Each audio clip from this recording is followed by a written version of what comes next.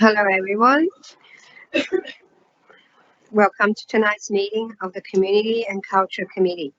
I declare the meeting open at 6:02. I would like to acknowledge the Bidjigal people of the Eora Nation, who are the traditional custodians of all lands, waters, and sky in the Georges River area. I pay my respect to elders past and present and extend that respect to all Aboriginal and Torres Strait Islander people who live, work and meet on these lands. Are there any apologies for tonight's meeting? Yes, Madam Chair. Stam Strokopoulos. Thank you. Moved Councillor Luke Andruski and seconded by Nicholas Smirtley. Apart from that, so do we have anyone online for tonight? Well, you're saying. And Okay. Councillor Samuel Muir is running a couple of minutes late. Okay, so thank you so much. Natalie, I'm also here online.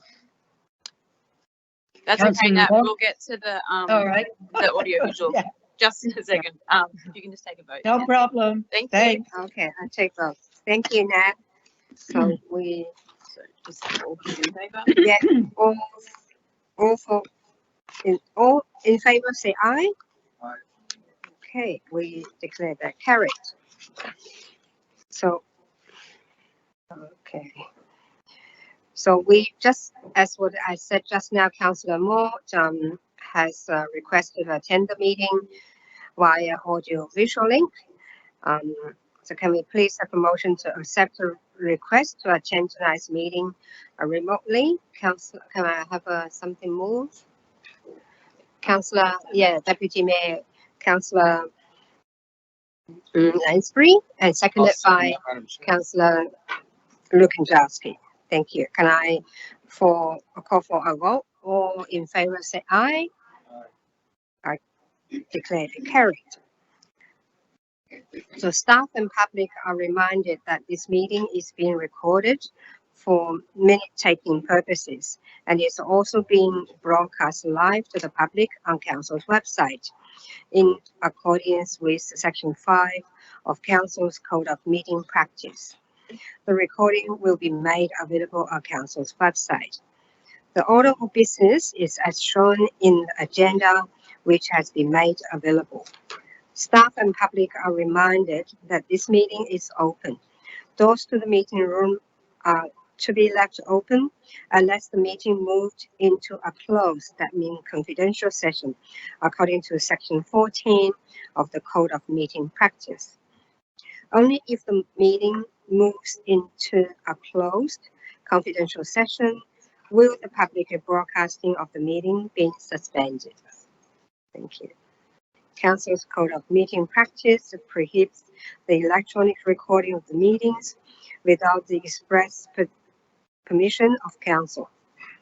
Mobile phones must be turned to silent during the meeting. So, does any councillor have any interest to declare? No? Okay, thank you. There are no speakers registered for tonight's meeting as well. So we go on to the confirmation of minutes. Confirmation of the minutes of the previous committee and cultural committee meeting held on 11th of April 2023, which is COM 012-23. Can I call for a mover for this one? Thank you. Deputy Mayor, Councillor Catherine Lansbury. Can I have a seconder? Thank you. Councillor Ash and Bihappaha. So all in favor say aye. Thank you. I declare carried. So we're going to committee report. The first one will be COM 013-23, adoption for public exhibition, child safe code of conduct. So can Council Staff Carly, can you give us a briefing? Thank you. Through you, Madam Chair. Councillors, this report is seeking endorsement of the draft Child Safe Code of Conduct for public exhibition. There are two Child Safe Code of Conduct documents before you. The Child Safe Code of Conduct Service Users and Community, and Child Safe Code of Conduct Council Officials. Just for some brief background, in November 2021, the Children's Guardian Amendment Act 2021, also known as the Child Safe Scheme, was passed by New South Wales Parliament, and the Child Safe Scheme does require certain organisations, including local governments, to implement child safe standards. Under the scheme, council is required to have a child safe code of conduct, and in reviewing this requirement, we determined there was a need to develop the two separate code of conduct documents. So the code of conduct, service users and community, this document is really geared towards community members accessing a council facility or service, and outlines the conduct requirements. This code also directs community members to the Child Protection Helpline or New South Wales Police for reporting any child protection concerns. The council officials code of conduct outlines the child-related conduct requirements for all council staff and officials, along with any concerning behaviours. The purpose or intention of these documents is to establish clear rules and expectations for all council staff with relation to children and to prevent harm and abuse to children, as well as encouraging reporting. Does anyone have any questions? If no, can I call for a move out for this item? So, thank you. Catherine Lansbury, Deputy Mayor, and seconded by Samuel Mayer. Okay. Sorry, I think I heard Councillor Moore try to say something.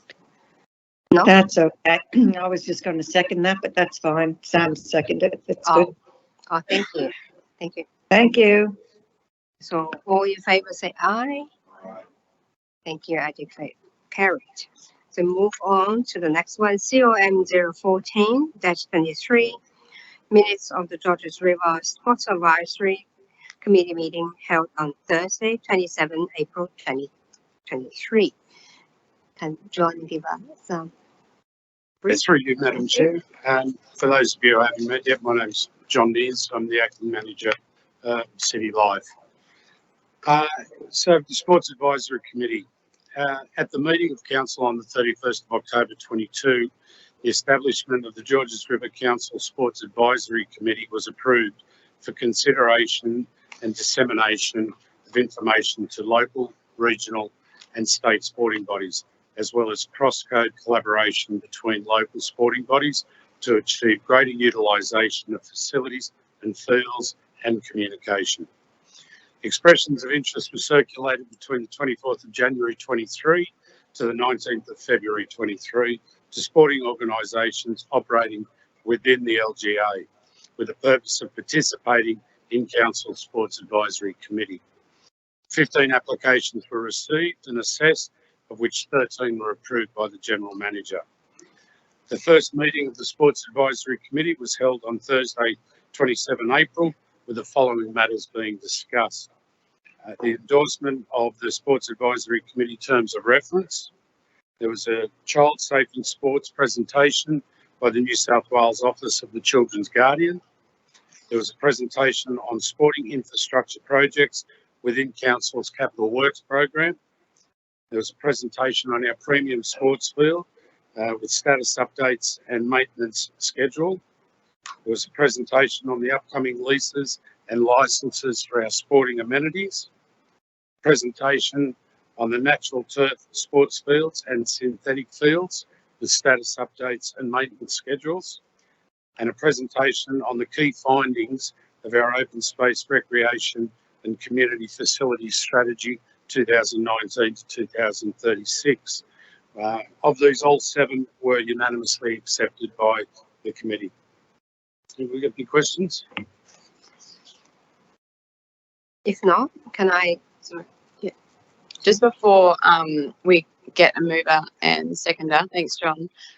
One of the councillors wrote in to say there was an error in the meeting minutes around Michelle Anderson and the sport that she represented. So in order to change those minutes, we need to go back to next Sports Advisory Committee to get the change. So I just recommended a be there if everyone's happy with that, that it be noted in future meetings of the Sports Advisory Committee that Michelle Anderson represents both St George Rugby League Football Club and St George Junior OzTag. So that has changed from what was published earlier. Thank you. So can I call for a mover for this item? Happy to move, Madam Chair. Thank you, Councillor Samuel Mayer. Can I have a seconder? Thank you, Councillor Nicholas Smedley. All in favour, say aye. Yeah, I declare carried.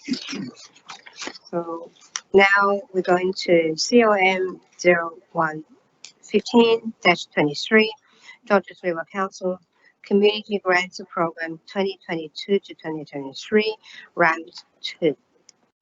Kali, give us a briefing for that. Thank Madam you. Chair. So councillors, the report before you is seeking adoption of the recommendations resulting from the Georges River Council Community Grant 2022-2023 round 2. A briefing session was held last Monday, 1st of May, that provided information about the round, including the assessment panel's recommendations. Just to very briefly recap, the budget for the round was $175,000. We received 44 eligible applications, totaling or requested funding of $566,946. 16 applications have been recommended for either full or partial funding, with a total proposed funding of $144,399. The funding recommendations are attached in this report, and they were the same ones presented to you on Monday at the briefing. Just a reminder, there were 2 categories: the Reconnecting Communities major projects up to 25,000, and capacity building community development up to 10,000. Should you wish to alter any of the recommendations presented, this can be done on the floor of the council meeting on 22nd of May, and you just need to provide your reasons as per the grants, donations and sponsorship policy. Does anyone have any questions? Yes. Hang on. Sorry. Through you, Madam Chair. So I may want to declare a conflict of interest, non-significant, non-peculiar interest. Yeah, for this item, because I'm a member of one of the applicants, Georges River Association. I'm a member. Okay. So, Do you want to fill out a disclosure form after this, or do you want to ask a question? Because if you have to ask a question, we'll have to move into confidential, because these are. yeah, we need to move to confidential, right? So You'd like to ask some questions? no, I don't have a question. I just want to declare. Oh, okay. Yeah. So can we put this in the record? On the record? Okay, thank you. So if no more questions, can I call for a mover for this item? Thank you. Deputy Mayor, Councillor Catherine Nesbury, and seconded by Councillor Ash, and we have her. So all in favour, say aye. I declare carried. So there being no other business on the agenda, so I declare this meeting closed at 6:16. Thank you. Thank you, everyone.